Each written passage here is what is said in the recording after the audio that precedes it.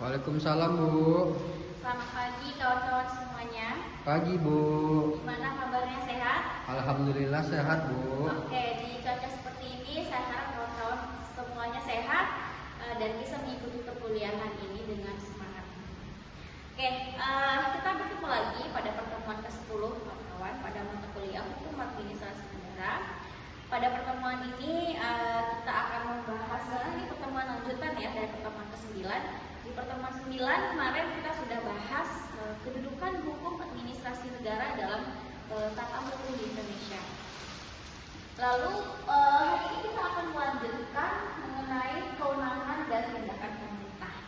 Oke, nanti saya akan menjelaskan kepada kawan-kawan apa sebenarnya kewenangan pemerintah itu, dari mana pemerintah mendapatkan kewenangan yang sangat besar. Lalu kemudian 30 menit pertama setelah saya menjelaskan, nanti akan kita lanjutkan dengan sesi role play. Role play nanti akan saya jelaskan ya setelah materi. Oke, kawan-kawan di sini ada yang masih ingat mengenai materi minggu lalu, kedudukan hukum administrasi negara itu termasuk hukum apa? Hukum publik atau hukum privat? Publik Bu. Oke, kenapa termasuk hukum publik? Oke, ya betul. Jadi saya mau review sedikit ya. Jadi hukum administrasi negara itu dia termasuk kepada hukum publik karena dia mengatur hubungan antara pemerintah dengan masyarakat. Nah, jadi hubungannya itu relasinya itu adalah antara pemerintah yang punya kekuasaan atau kewenangan, itu akan kita bahas nanti kewenangan itu, dengan masyarakat yang terdampak atau orang yang mungkin dirugikan oleh kewenangan dan tindakan yang dilakukan oleh pemerintah. Kenapa dia tidak termasuk kepada hukum privat? Ayo, ada yang bisa jawab? Kenapa hukum administrasi negara tidak termasuk kepada hukum privat? Karena hubungan antara masyarakat dengan pemerintah itu tidak setara. Pemerintah dia mempunyai kewenangan, banyak sekali kewenangan yang dimiliki oleh pemerintah itu, baik itu pemerintah pusat maupun pemerintah daerah. Seperti kewenangan dalam hal pendidikan, ekonomi, bahkan politik luar negeri, keamanan, itu kan sangat luas sekali. Sedangkan pihak yang akan menggugat nanti dalam administrasi negara ini adalah masyarakat yang memang tidak punya kekuasaan apa-apa, tapi dia terdampak atau merasa dirugikan nanti dari kewenangan yang telah dilakukan ataupun kebijakan yang telah dibuat oleh si pemerintah itu sendiri. Kalau hukum privat itu contohnya seperti hukum perdata.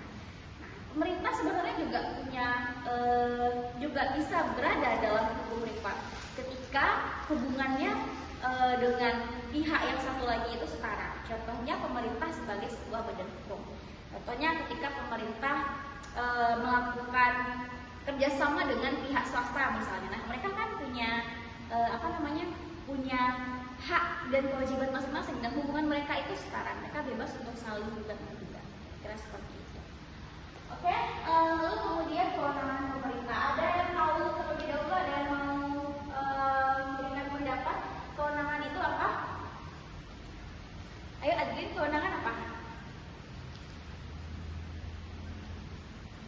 Kamu merasa berwenang? Kan pasti sering mendengar ya, pemerintah itu tidak kewenangan pemerintah, atau itu sudah menjadi kewenangan pemerintah. Apa sih kewenangan itu?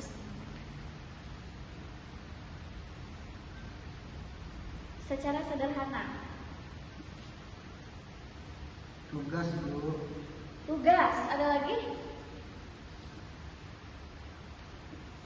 Ayo yang lain persadar. Apa yang konsep yang ada di kepala kawan-kawan ketika mendengar kata kewenangan? Kekuasaan Bu. Iya, kekuasaan. Kewenangan itu identik dengan kekuasaan. Kawan-kawan mungkin di semester 1 harusnya kawan-kawan sudah belajar tentang kekuasaan. Kekuasaan itu identik sekali dengan politik. Kekuasaan itu adalah kemampuan seseorang untuk mempengaruhi orang lain atau untuk melakukan sesuatu. Tapi bedanya di sini kewenangan dengan kekuasaan adalah kewenangan itu adalah kekuasaan yang sudah dilegitimasi. Oke, di sini di slide ini kawan-kawan bisa lihat ya bahwasannya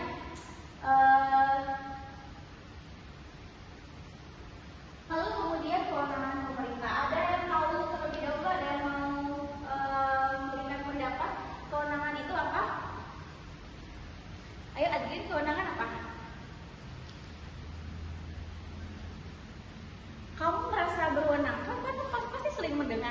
pemerintah itu tidak kewenangan pemerintah atau itu sudah menjadi kewenangan pemerintah. Apa sih kewenangan itu?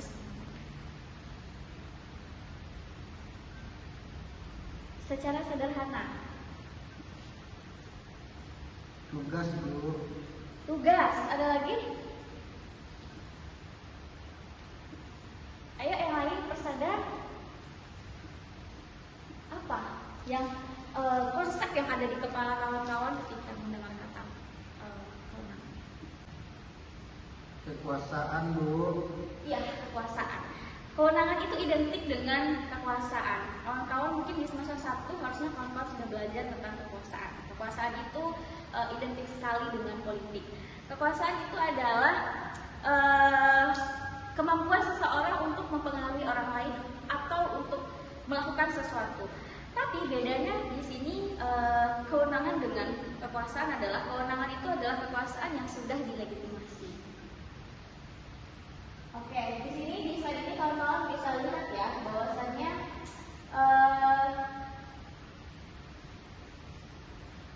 next.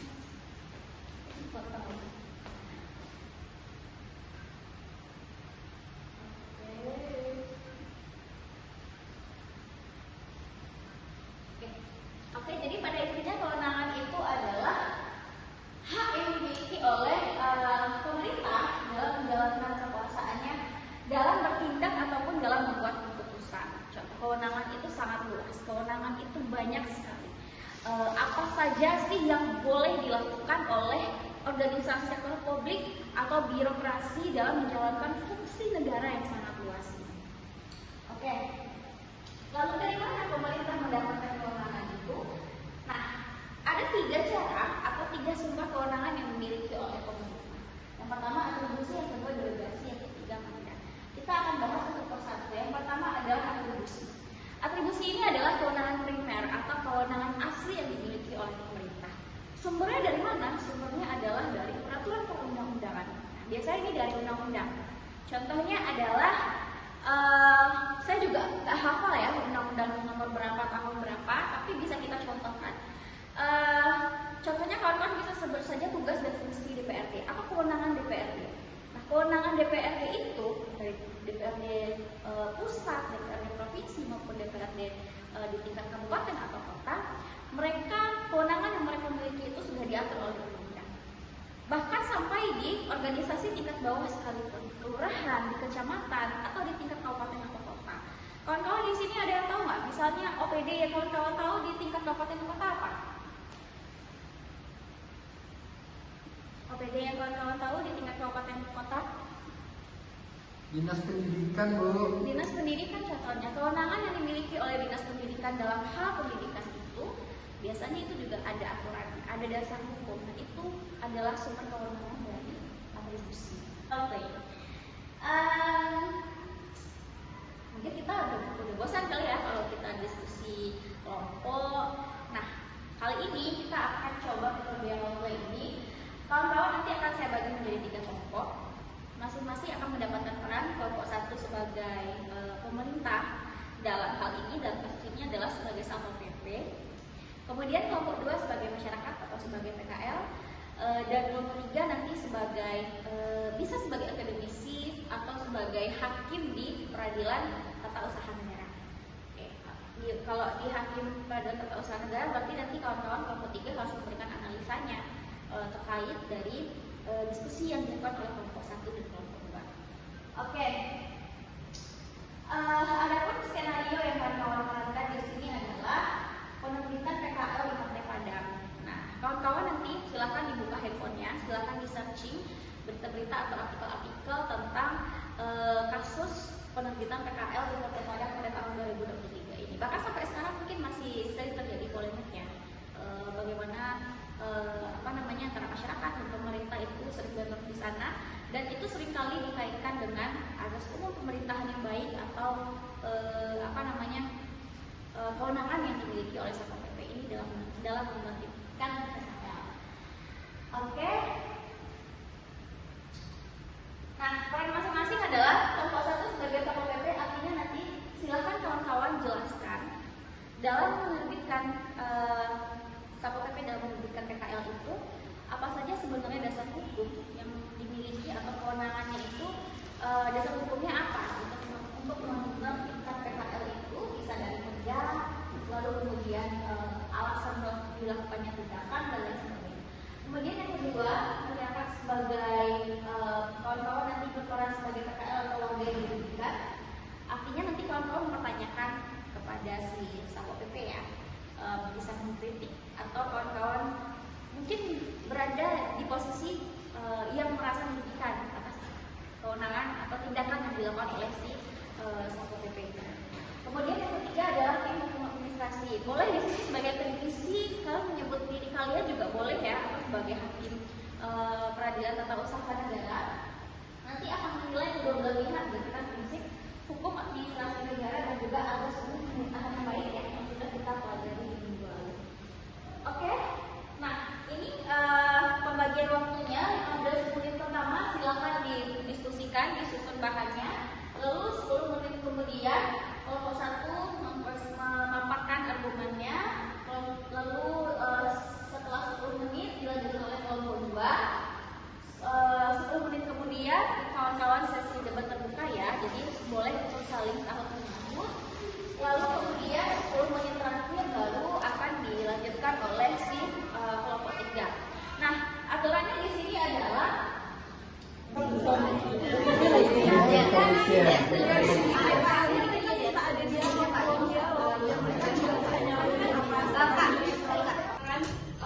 yang sewenang-wenang, malah kami belum melakukan penggusuran, kami sudah melakukan seperti peringatan melalui surat peringatan dahulu ini apa?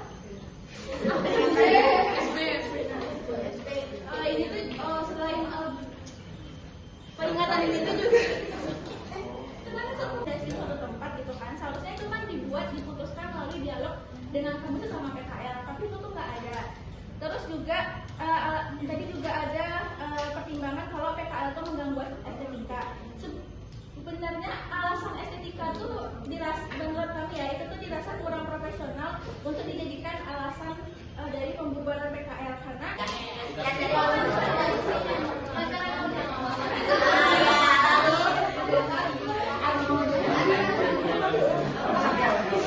menambahkan lalu setelah diadakan ruang dialog terbuka tadi itu, kami akan melakukan pengawasan secara berkala apakah keputusan yang didapat dari kedua kepala itu memberikan hasil atau dampak yang sesuai, apakah ekonomi dari PKL itu membaik atau apakah dari Satpol PP itu mereka merasa Biasanya hal ini terjadi akibat ada beberapa hal, seperti mungkin dari dalamnya peraturan dari Satpol PP itu mungkin ada yang belum dilaksanakan dengan baik, namun di lapangan berbeda karena ada. Oke, terima kasih kawan-kawan semua atas partisipasinya.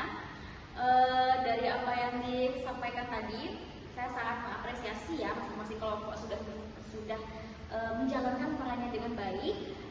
Mungkin feedback dari saya adalah untuk kelompok 1 ya, dari berperan sebagai pemerintah atau sebagai Satpol PP, kawan-kawan mungkin besok kalau misalnya ada roba lagi harus elaborasi aja peran kawan-kawan itu sebagai pemerintah atau sebagai Satpol PP, jangan ragu-ragu.